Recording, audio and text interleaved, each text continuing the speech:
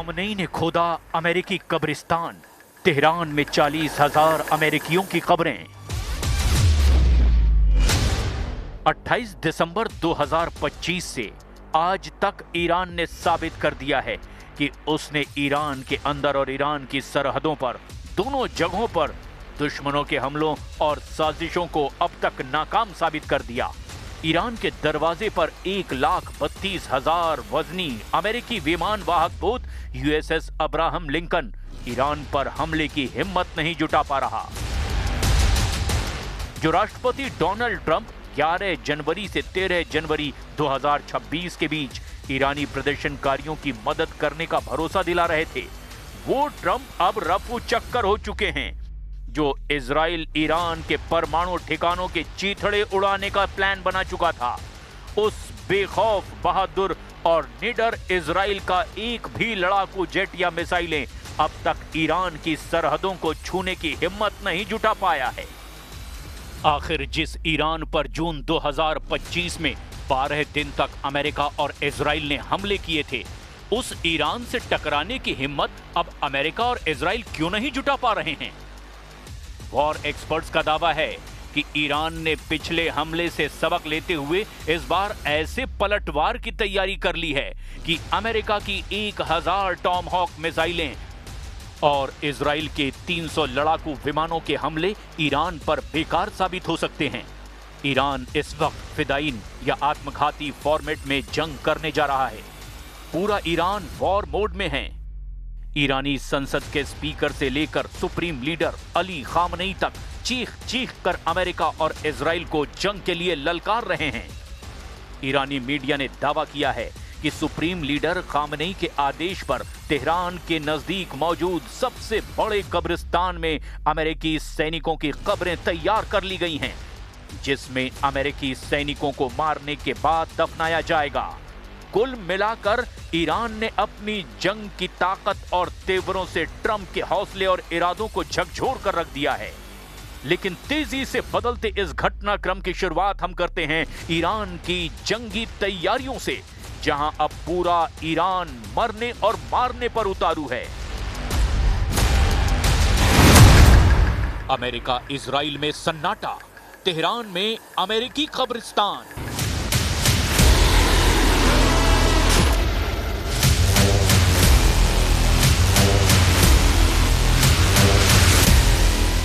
पूरी दुनिया जान चुकी है कि अमेरिका और इजराइल ईरान के मिसाइल पावर से बेहद खौफजदा हैं। जहां ट्रंप लगातार ईरान से बातचीत की रट लगाए हुए हैं, तो वहीं ईरान बार बार एक ही बात दोहरा रहा है कि हमारी 3000 मिसाइलें और हजारों ड्रोन अमेरिकी युद्धपोत अब्राहम लिंकन को अरब सागर में डुबो देंगे। 31 जनवरी से 1 फरवरी के बीच ईरान की टॉप लीडरशिप ने भी अमेरिका से आर पार की जंग का ऐलान कर दिया है। सभी कमांडरों को ईरान ने हमले की जिम्मेदारी सौंप दी है। किसी भी स्थिति में अगर ईरान के टॉप लीडरशिप अपने कमांडरों से संपर्क नहीं कर पाती, तो ऐसी स्थिति में कमांडरों को पहले से दिए गए आदेशों के तहत अमेरिका और इजरायली अड्डों पर अंधाधुंध हमले के आदेश दिए गए हैं। यानी आखिरी ईरानी सैनिक भी अमेरिका से आखिरी दम तक युद्ध करता नजर आएगा। हम आपको यह भी बताएं कि ईरान ने बाकायदा तेहरान के पास अमेरिकियों के लिए कब्रिस्तान में कब्र खोद कर तैयार कर ली है, जिससे पता चलता है कि ईरान के सुप्रीम लीडर अली खामनेई के इरादे कितने सख्त और खूंखार हो चुके हैं। ईरान के इन फैसलों से साफ हो गया है कि वो किसी भी हाल में अमेरिका के सामने झुकेगा नहीं। और अब इसी कड़ी में ईरान ने अमेरिका को लेकर एक और ऐलान कर दिया है। ईरान की सरकारी मीडिया का कहना है कि ईरान ने तेहरान के बेहश्ते ज़हरा कब्रिस्तान में अमेरिकी सैनिकों की कब्रें खुदवा दी हैं। इन कब्रों की संख्या हजारों में है। खामनेई ने ये कब्रिस्तान अमेरिका के संभावित हमले की स्थिति में अमेरिकी सैनिकों को दफनाने के लिए खुदवाया है। खुद ईरानी सरकार से जुड़ी न्यूज एजेंसी ने इसकी पुष्टि की है। शायद यही वजह है कि अमेरिका और इजराइल ईरान पर हमला करने में देरी कर रहे हैं। इजराइल के सेना प्रमुख लेफ्टिनेंट जनरल इयाल जमीर ने ईरान और अमेरिका के बीच बढ़ते तनाव को लेकर के 1 फरवरी 2026 को एक बहुत ही महत्वपूर्ण आकलन साझा किया है। इजरायली सेना प्रमुख जनरल इयाल जमीर ने दावा किया कि अमेरिका अगले 2 सप्ताह से 2 महीने के भीतर ईरान पर सैन्य हमला कर सकता है। उन्होंने स्पष्ट किया कि अगले कुछ दिनों में तत्काल हमले की संभावना कम है, लेकिन तैयारी पूरी है। जनरल इयाल जमीर का ये बयान साबित करता है कि अमेरिका और इजराइल फूंक फूंक कर कदम रख रहे हैं। حالا این آقا هم همینطور مرتباً ادعا میکنه ولی ما ناو آوردیم و چه کردیم. به نظر من ملت ایران رو از این چیزا نباید ترسوند. ملت ایران تحت تأثیر این حرفا قرار نمیگیره، از برخورد حق نمیهراسه. ما شروع کننده نیستیم. फौजी वर्दी में ईरानी सांसद, वॉर मोड में पूरा ईरान। अब आप इन तस्वीरों को देखिए जिसमें ईरानी संसद के स्पीकर मोहम्मद बाकिर कालीबाफ और सभी ईरानी सांसद फौजी वर्दी में दिखाई दे रहे हैं। ईरानी संसद में ही अमेरिका, इजराइल और यूरोपियन यूनियन के खिलाफ जमकर नारेबाजी हो रही है। بر آمریکا، مرگ بر آمریکا، مرگ بر آمریکا، مرگ بر آمریکا। इस वीडियो में ईरानी संसद के स्पीकर मोहम्मद बाकिर कालीबाफ ने अपने साथी सांसदों से कहा, रिवोल्यूशनरी गार्ड्स को निशाना बनाने की कोशिश करके यूरोपीय लोगों ने असल में अपने ही पैर पर कुल्हाड़ी मार ली है और अमेरिकियों की बात आंख बंद करके मानकर एक बार फिर से अपने लोगों के हितों के खिलाफ फैसला लिया है। گرفتند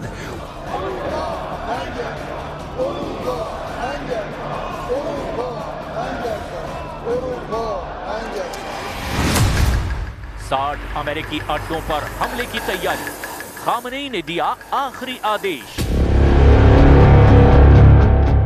ये बात अमेरिका और इजराइल अच्छी तरह से जान चुके हैं कि अगर ईरान पर हमला किया तो ईरान का पलटवार बहुत व्यापक और विनाशकारी हो सकता है।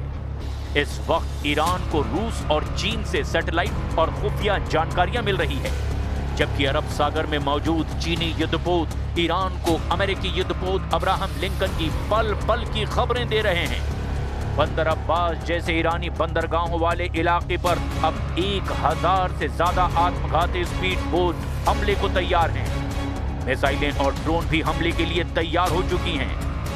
एक रिपोर्ट के मुताबिक मिडिल ईस्ट में अमेरिका के लगभग 40,000 से 50,000 सैनिक तैनात हैं और हाल ही में USS Abraham Lincoln aircraft carrier के आने से करीब 5,700 अतिरिक्त सैनिक इस क्षेत्र में जुड़े हैं।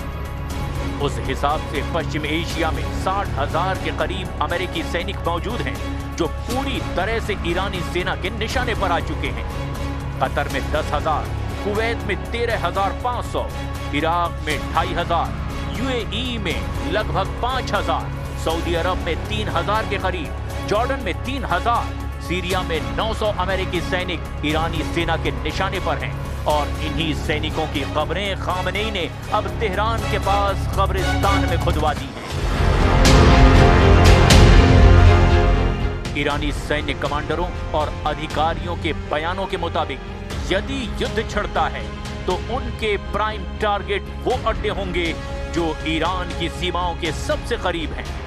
अल-उदीद एयरबेस कतर, जो कि यहां से अमेरिका के सबसे खतरनाक लड़ाकू विमान और बॉम्बर उड़ान भरते हैं, ये ईरान की बैलिस्टिक मिसाइलों का पहला निशाना हो सकता है।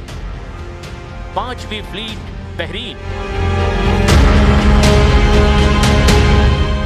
ईरान अपने स्मार्ट मिसाइलों और सुसाइड ड्रोन से फारस की खाड़ी में खड़े अमेरिकी युद्धपोतों को निशाना बनाने की धमकी दे चुका है। ऐन अल असद इराक, इतिहास गवाह है कि 2020 में कासिम सुलेमानी की मौत के बाद ईरान ने सीधे इसी बेस पर मिसाइलें दागी थी। स्ट्रेट ऑफ हॉर्मुज, हालांकि ये बेस नहीं है, लेकिन ईरान इसे ब्लॉक करके अमेरिकी नेवी को सीधे चुनौती दे सकता है। अल दफरा यूएई। अपनी आधुनिक टोही प्रणालियों और निगरानी ड्रोन्स की वजह से यह भी ईरान की सूची में ऊपर है। ईरान ने हाल ही में एक वीडियो जारी किया है जिसमें उसने इन सभी ठिकानों को अपने मिसाइल रेंज में दिखाया है। अमेरिका ने इसके जवाब में अपने पैट्रियट और थार्ड मिसाइल डिफेंस सिस्टम को हाई अलर्ट पर रखा है। अब देखना यह होगा कि ऐसे हालात में क्या अमेरिका ईरान पर हमला करने की हिम्मत जुटा पाता है या नहीं।